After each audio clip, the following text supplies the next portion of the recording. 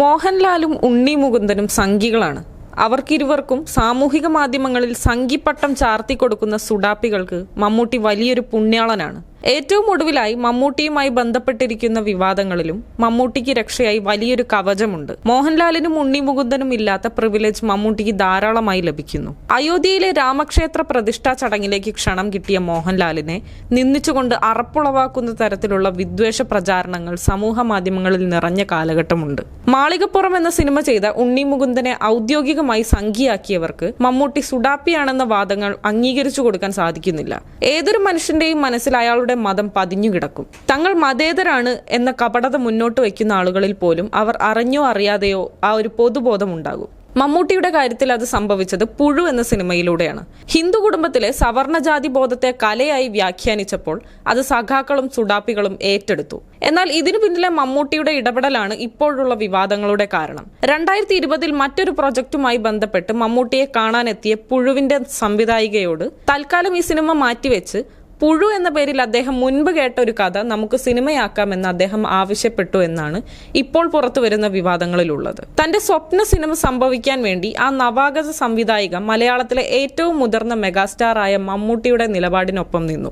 കുടുംബമായി കുട്ടികളുമായി ജീവിക്കുന്ന ഒരു വനിതാ സംവിധായികയോട് ഒരു പക്ഷത്തെ വിമർശിക്കുന്ന ആദ്യ സിനിമ ചെയ്യൂ എന്ന് ഒരു മുതിർന്ന നടൻ ആവശ്യപ്പെടുക സ്വന്തം കുടുംബത്തിൽ നിന്നടക്കം വലിയ രീതിയിലുള്ള എതിർപ്പുകൾ ഉണ്ടായപ്പോഴും അത് മമ്മൂട്ടിക്ക് കൃത്യമായി അറിയാമായിരുന്നു.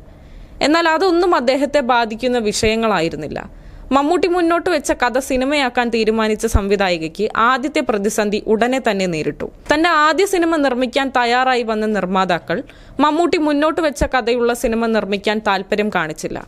അങ്ങനെയാണ് മമ്മൂട്ടിയുടെ സെക്രട്ടറിയായ ജോർജ് സിനിമയുടെ നിർമ്മാതാവായി വരുന്നത്. നിർമ്മാതാവ് എന്ന കടലാസ് സ്ഥാനം മാറ്റി നിർത്തിയാൽ ജോർജിന്റെ പേരിൽ പണം മുടക്കിയത് ലണ്ടൻ വ്യവസായിയും ഇടനിലക്കാരനുമായ ഒരു വിവാദ നായകനായിരുന്നു. അങ്ങനെ ലണ്ടനിൽ നിന്ന് പണമൊഴുക്കി വൃത്തിയുള്ള ഒരു പ്രൊപ്പഗാൻഡ സിനിമ നിർമ്മിച്ച് അത് സോണി ലൈവിലൂടെ നേരിട്ട് സ്ട്രീം ചെയ്തു. കാലങ്ങളായി മമ്മൂട്ടി പിന്തുടർന്നു വരുന്ന രാഷ്ട്രീയവും പുരോഗമനവും ഒക്കെ സമാസമം ചേർന്നപ്പോൾ സുഡാപ്പികൾക്ക് ഈ സിനിമയിൽ ഒരു പ്രത്യേക അനുഭവമായി. സിനിമയിൽ പ്രകടമായി ഹിന്ദു ജാതിബോധവും മേൽക്കോയ്മയും എല്ലാം സുഡാപ്പികൾക്ക് നന്നേ ബോധിച്ചു.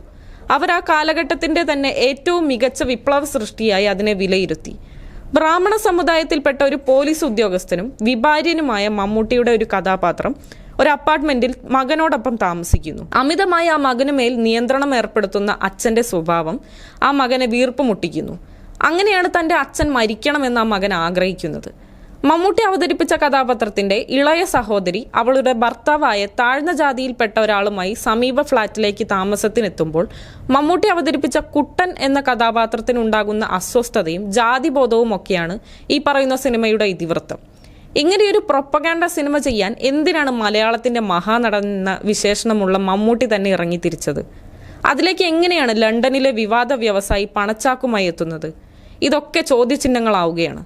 ഒപ്പം എല്ലാം അറിഞ്ഞുകൊണ്ട് ഒരു പുതുമുഖ സംവിധായികയുടെ കരിയറിനും കുടുംബജീവിതത്തിനുമൊക്കെ പ്രഹരമായ ഒരു സിനിമ സ്വന്തമായി താല്പര്യമെടുത്ത് ഇറക്കിവിട്ടത് ആരെ പ്രീണിപ്പിക്കാനാണെന്ന ചോദ്യവും ഉയരുന്നു. എന്തായാലും സഖാക്കൾക്കും സുഡാപ്പികൾക്കും മമ്മൂട്ടി വിശുദ്ധനാണ്.